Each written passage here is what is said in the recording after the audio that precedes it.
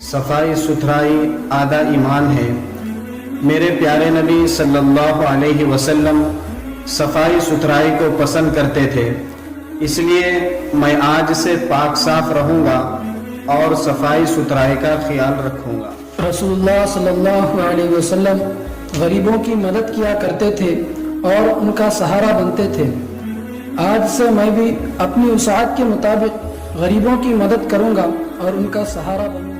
سلام کو عام کرنا، جاننے اور نہ جاننے والے دونوں کو سلام کرنا، یہ ہمارے پیارے نبی صلی اللہ علیہ وسلم کی سنت ہے۔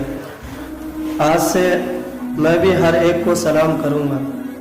بڑوں کا ادب کرنا اور چھوٹوں پہ شفقت کرنا میرے پیارے نبی صلی اللہ علیہ وسلم کی سنت ہے، اس لیے میں بھی آج سے اپنے بڑوں کا ادب کروں گا اور چھوٹوں پہ شفقت کروں گا۔